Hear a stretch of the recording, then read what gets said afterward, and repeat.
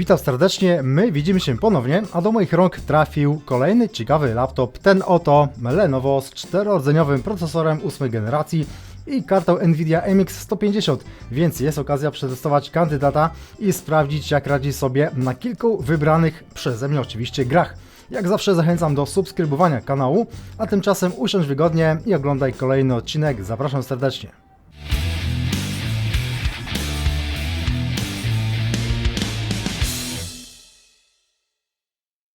Nie tak dawno, jak wiecie, wpadło mi kilka mocniejszych laptopów z kartami RTX i GTX, o których robiłem recenzję na moim kanale. Dzisiaj dla odmiany zamierzam zrecenzować nieco słabszego laptopa na grafice dedykowanej Nvidia MX 150 i pokazać Wam, jak radzi sobie na kilku wybranych przeze mnie grach. Szczerze mówiąc, jestem pozytywnie zaskoczony możliwością tej karty graficznej, ale za chwilę wszystko sami zobaczycie. Skoro mamy kandydata do testów, warto by powiedzieć o nim kilka słów. Badany sprzęt to Lenovo IdeaPad 320 17 IKB z procesorem i5-8250U, który ma 4 rdzenie i 8 wątków i rozpędza się oczywiście do 3,4 GHz w turbo.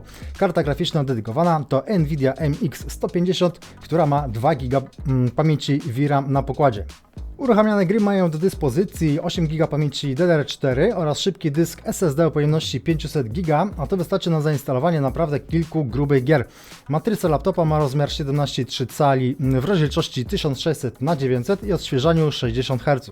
Przyjrzyjmy się teraz wybranym grom. Do testów wyszukałem 8 gier i są nimi Counter-Strike, Quake 3 Arena, Fortnite, Minecraft, Sims 4, Wiedźmin 3, Doom oraz GTA 5. Większość gier uruchamiana była na ustawieniach średnich, aby nie obciążać zbytnio sprzętu, bo przede wszystkim chodzi o ich płynne uruchomienie na nieco budżetowym przecież sprzęcie. Testy zacznę alfabetycznie, więc na pierwszy ogień pójdzie oczywiście Counter-Strike.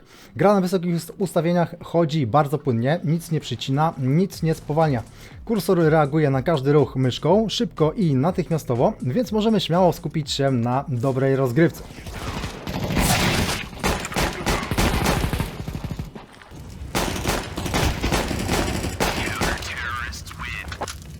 Proszę bardzo, kolejna gra Doom 2016, która również działa bardzo przyzwoicie w okolicach 40-50 klatek na ustawieniach oczywiście średnich.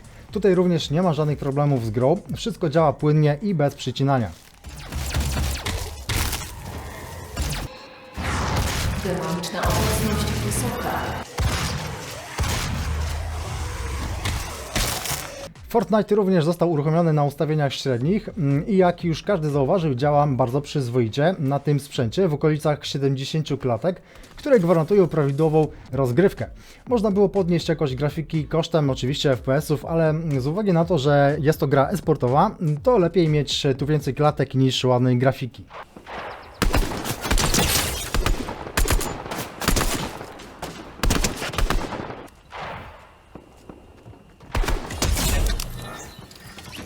Fani kolejnej popularnej gry powinni być także zadowoleni, a mowa oczywiście o GTA 5 i w tym przypadku działa bardzo dobrze. Na testowanym sprzęcie pobawimy się na 50-60 klatkach, a to jest bardzo przyzwoity wynik, który gwarantuje dobrą rozgrywkę w tej grze. Były momenty słabsze, w których gra schodziła do 30 klatek, ale nie było to odczuwalne.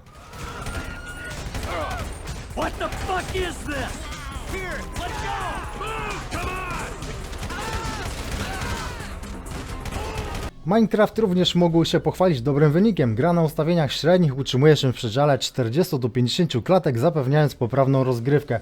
Postać porusza się płynnie, a cała mapa generuje się szybko. Zatem czy da się pograć w Minecrafta na budżetowym sprzęcie? Jak widać, oczywiście tak.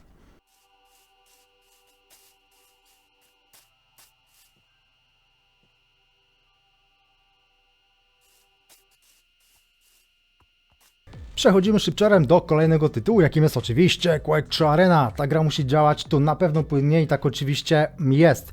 Gra jest najmniej wymagająca z całego zestawu gier, jakie przygotowałem i widać to też po temperaturze grafiki i procesora, który jest tutaj najmniej obciążony. Jakość działania gry jest bardzo dobra. Przy szybkiej, dynamicznej rozgrywce cały czas utrzymuje się średnio 90 klatek. Two frags left. One frag left.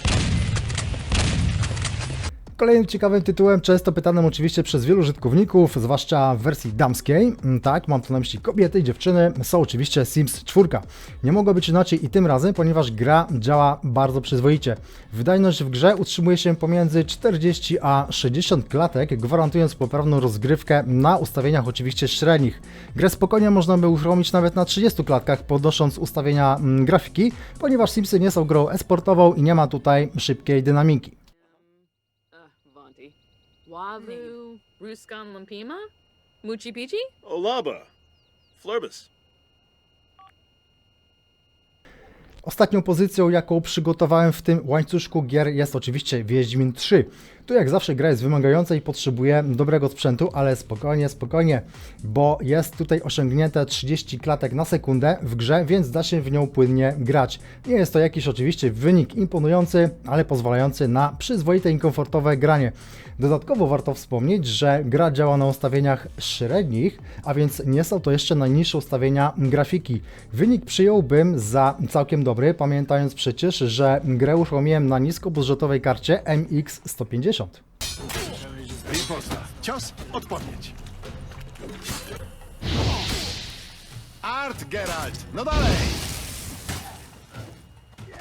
Podałem Wam przykład tylko 8 gier, jakie da się śmiało uruchomić na tym laptopie. Oczywiście gier, które możecie uruchomić, jest dużo więcej i tylko od Was zależy, w co chcecie pograć i na jakich oczywiście ustawieniach.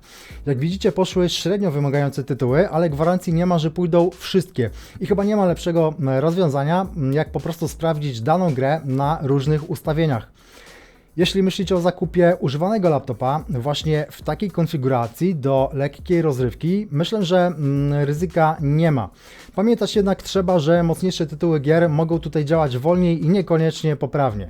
W tym szybkim teście to wszystko. Przypominam o pozostawieniu łapki w górę, bo nic tak nie cieszy twórcy jak widz, który docenia czyjąś pracę. Zapraszam także do subskrybowania kanału, jeśli chcesz być na bieżąco z kolejnymi filmami.